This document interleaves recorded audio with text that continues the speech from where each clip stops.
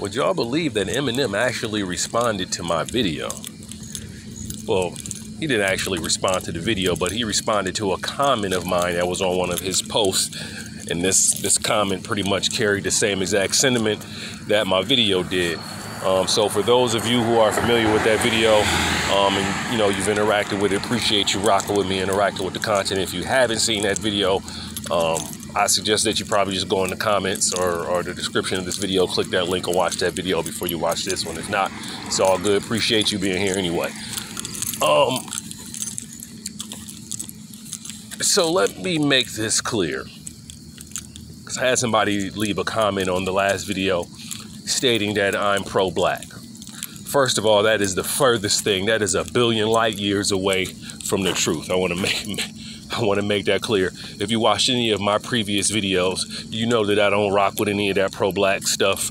I don't even identify with being black. I don't even deal with none of them terms from slavery up here in the 21st century. So we'll do away with that. But what I am pro-competition. I am pro-hip-hop. I am pro-MCism. I am pro seeing MCs have a peaceful battle of the wits, right? That's what I'm pro. So Eminem's skin tone, it only plays a minor factor in this for me. And the minor factor that it plays in this for me is the fact that Eminem is, like I said in the last video, is protected with a whole bunch of buffering, which is built upon a bunch of excuses on why he is supposed to not respond to certain other MCs who are also high caliber MCs, right?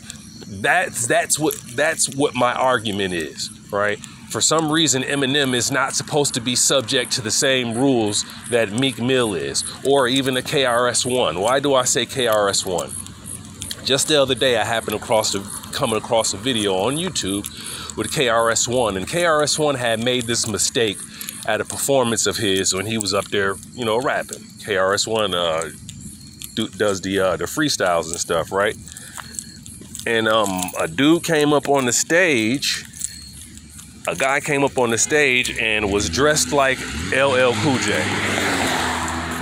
And I guess it was kind of like a battle rap thing, but the guy was dressed like LL Cool J, so him and KRS-One is going back and forth, right? They're going back and forth like a little battle rap.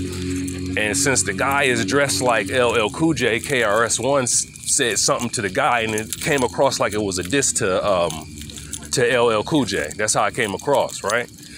And so KRS-One came out and apologized. He was like, the guy was dressed like LL Cool J on the stage. He kind of reminded me of LL Cool J. So when I took the shot at the guy that mentioned LL Cool J, it really wasn't about LL Cool J at all. It was just in rhyme, and he apologized.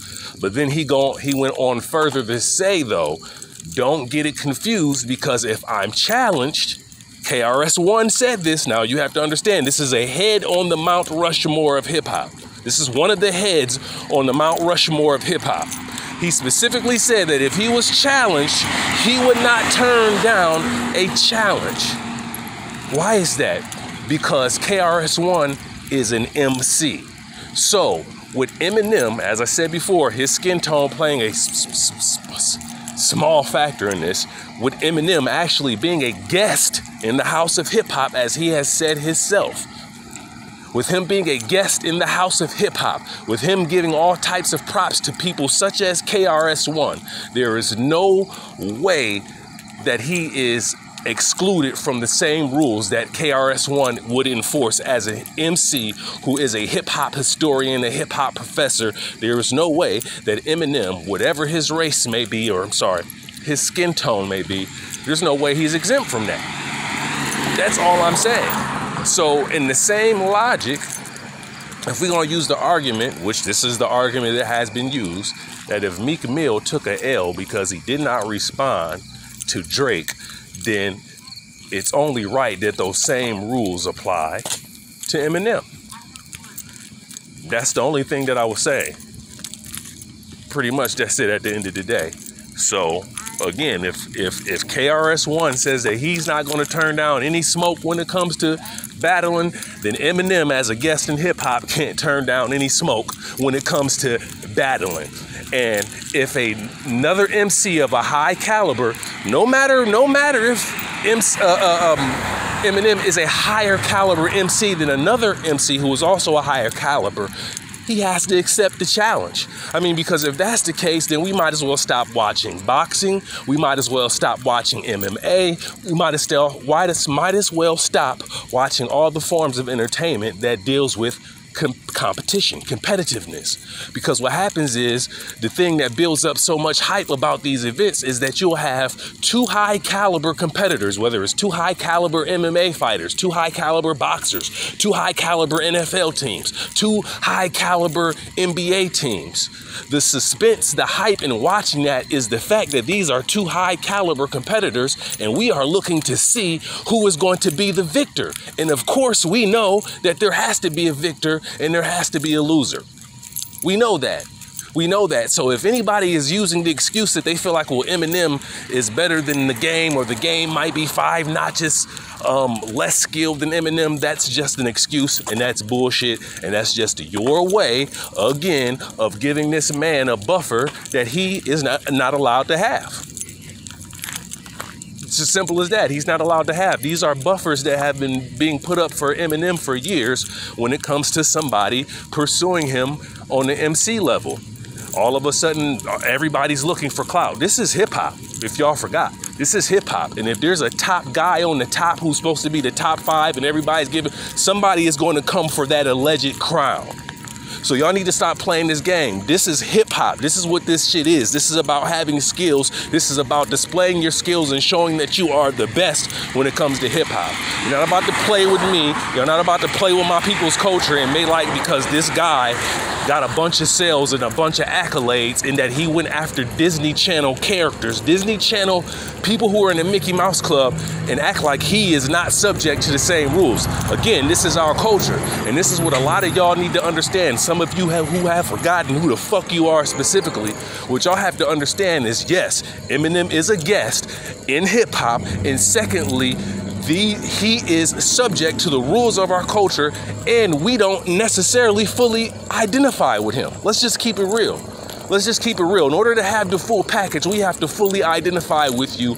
And culturally, so-called black people, so-called Hispanics, so-called people of color, whatever the case may be, do not identify with Eminem socially, culturally, should I say.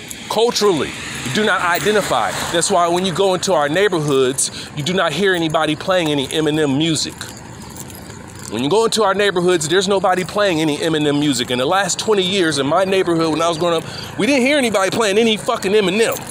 It was a rarity. Nobody was, they was playing Jadakiss, D-Block, Styles P, G-Unit, 2000, the 2000s all the way through. Let's just keep it real. The mixtape time frame. Wasn't nobody bumping no Eminem like that. The only reason why Eminem was getting the sales that he got was because, if you look at it, the people who buy music in the majority is so-called white people. So you had so-called white people who didn't even listen to rap, didn't even listen to hip hop whatsoever at all, but they tolerated it because Eminem was represented them to them. Third, let's go on. Eminem's first album that he released under Aftermath is not his first album, because Eminem released that album before he was signed to Aftermath, and the album did fucking terribly. The album did terribly. So what they did was recorded a few new songs that were produced by Dr. Dre.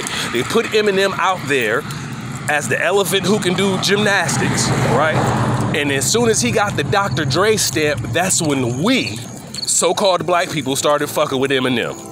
Like really rocking with him like that, because let's just keep it real. Before that, we never even heard of Eminem on the underground level. We never heard of him, period.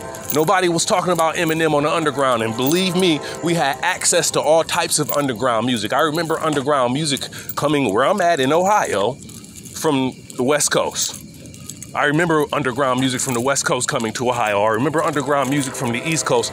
Never heard, and I'm in the so-called Midwest, never heard of Eminem, never ever heard of Eminem until he got the deal with Aftermath.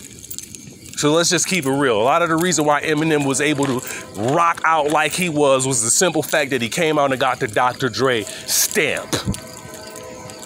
And it's amazing to see a so-called white boy rap. It's like I said, it's like seeing an elephant in gymnastics. It's amazing. It's awe-stricken. But after a while, we get to paying attention. We get to looking at the cartwheel. The cartwheel ain't right. We get to see that the cartwheel ain't right. We seeing that your landing ain't right. Getting all types of props when your landing ain't all the way right. Getting all types of accolades that don't have nothing to do with what it means about being an MC. Period. So I'm gonna just keep it real. That's what I was going into that. That's where race comes in. And I'll even go as far as to say that trying to get into hip hop, so-called white rappers have a disadvantage. Why do they have a disadvantage? Because it goes back to what I was saying previously, is that culturally, we so-called black people, so-called Hispanics, so-called minorities don't identify with Eminem. Period. We don't identify with Eminem, so the only way they was able to get us to identify with Eminem, again, is Dr. Dre.